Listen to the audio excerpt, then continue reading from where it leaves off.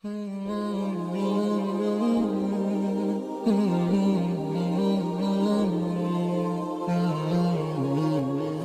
دلایا کہ ماں باپ کی خدمت کیا دولت ہوتی ہے۔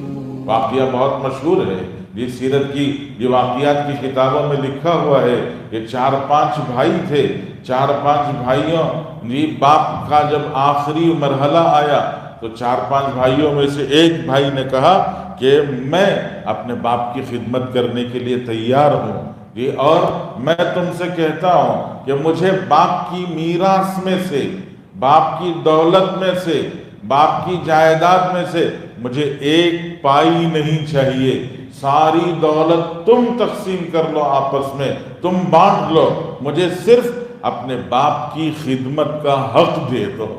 میں اپنے باپ کی خدمت کرنا چاہتا ہوں اور خدمت کروں گا، اور وہ دنیا سے چلے جائیں تو ان کے دنیا سے جانے کے بعد ان کی جائیداد میں مجھے 1 روپیہ نہیں چاہیے، 1 پائی نہیں چاہیے، مجھے کچھ نہیں چاہیے۔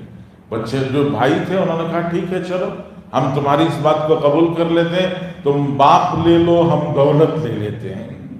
دونوں نے تقسیم کر لیا۔ یہ بھائیوں نے کہا تم ہمارے باپ کو لے لو، ہم اپنے باپ کی دولت لیتے ہیں۔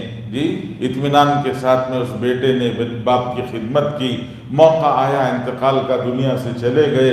دنیا سے جانے کے بعد بچوں نے ساری دولت بانٹ لی، اور یہ تنہا اکیلا، کوئی کچھ نہیں بچا اس کے پاس، یہ فقیری تنگدستی کی زندگی گزارنے لگا، اور ویسی زندگی گزر رہی تھی۔ ایک مرتبہ اس نے رات کو خواب میں دیکھا کہ کوئی فرشتہ آ کر اس سے کہہ رہا ہے کہ تم نے جو باپ کی خدمت کی ہے، اس خدمت کی برکت میں فلاں جگہ پر اتنے پیسے 1,00,000 روپے رکھے ہوئے ہیں، اٹھا لو۔ تو اس نے کہا کہ 1,00,000 درہم، مجھے 1,00,000 درہم نہیں چاہیے، یہ بتاؤ اس 1,00,000 درہم میں برکت ہوگی یا نہیں ہوگی؟ کہا برکت نہیں ہے، رقم زیادہ ہے۔ کہا نہیں چاہیے۔ پھر چند دن کے بعد خواب نظر آیا، کسی نے کہا 10,000 درہم رکھیں، اٹھا لو۔ اس نے وہی سوال کیا برکت ہوگی؟ کہا برکت نہیں ہے۔ کہا مجھے نہیں چاہیے۔ پھر چند دن کے بعد میں ایک خواب نظر آیا، کہا کہ 1,000 ہیں، کم ہو رہے ہیں، گھٹ رہے ہیں۔ کہا برکت ہے؟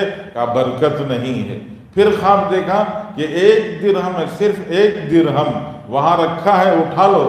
تو اس نے پوچھا برکت ہوگی؟ کہا کہ ہاں برکت ہوگی۔ کہا ٹھیک ہے، برکت والا 1 درہم مجھے بس ہے۔ وہ جا کے اس نے برکت والا 1 درہم اٹھایا۔ وہ زمانہ پرانا زمانہ تھا، 1 درہم میں وہ بازار میں جا کر اس نے مچھلی خریدی، مچھلی خرید کر لایا، اور گھر میں اس مچھلی کو پکانے کے ارادے سے بیوی نے گھر کے اندر وہ مچھلی کا پیٹ کاٹا۔ تو مچھلی کا پیٹ کاٹا تو مچھلی کے پیٹ میں سے 2 ہیرے نکلے، بڑے قیمتی 2 ہیرے۔ خود اس کو پتہ نہیں، اندازہ نہیں کہ یہ 2 ہیرے کتنے قیمتی ہیں۔ اس نے بعد میں جا کر بازار میں جوہری سے معلوم کیا۔ امانت داری کا دور تھا، آج کی طرح سے فریب کا دور، دجالی دور نہیں، دھوکہ دہی کا دور نہیں، امانت داری کا دور تھا۔ جا کر اس نے جوہری کو دکھایا۔ آج کا دور ہوتا تو جوہری پہچان کے کہتا یہ تو معمولی سا پتھر ہے، بیکار ہے، یہیں پھینک کے چلے جاؤ۔ اس نے کہا، جوہری نے کہا یہ تو بڑا قیمتی ہے، اس کو یہ پورے بازار کے جتنے جوہری ہیں وہ تو کیا یہ پورے کے پورے جوہری اکیلا تو کیا خریدے گا، سارے جوہری مل کے بھی نہیں خرید سکتے، اتنا قیمتی ہے۔ واقعتاً اگر تم بیچنا چاہتے ہو تو اس کو بادشاہ کے پاس لے جا کر بیچ دو، اس کی قیمت صرف بادشاہ ادا کر سکتا ہے۔ اس نے بادشاہ کے پاس پیغام پہنچایا۔ بادشاہ بھی ظالم نہیں تھے، آج کی طرح کے ہوتے تو چھین لیتے، اس کو دھتکار کے بھگا دیتے۔ اس نے کہا نہیں، یہ قیمت ادا کریں گے۔ اس کی قیمت ادا کی گئی۔ بادشاہ نے اس کو اپنے تاج میں لگایا، اور لگا کر وہ بڑا قیمتی، بڑا بہترین اور بڑا خوبصورت وہ ہیرا تھا جو چمکتا تھا، اس نے اپنے تاج میں لگا لیا۔ چند دنوں کے بعد بادشاہ تاج پہنا ہوا بیٹھا تھا تو ایک بہت زبردست جانکار اور بڑا علم رکھنے والا ایک جوہری آیا۔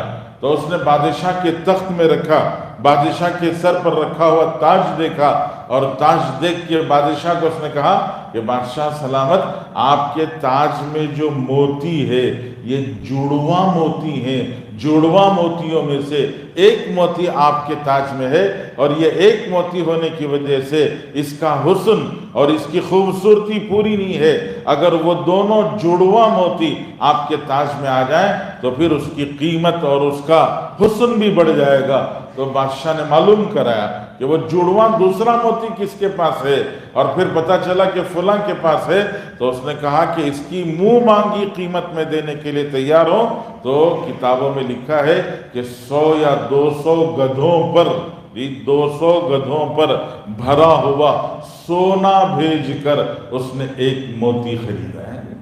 आप अंदाजा करें कि बाप की खिदमत दौलत के बदले में या दौलत के मुकाबले में माँ बाप की खिदमत। एक है जी दौलत, एक है माँ बाप की खिदमत। एक है जी माँ बाप की खिदमत को मैं तरजीह दूं, मैं प्रेफर करूं कि नहीं मैं माँ बाप की खिदमत कर लूँगा, दौलत को ठोकर मारूंगा।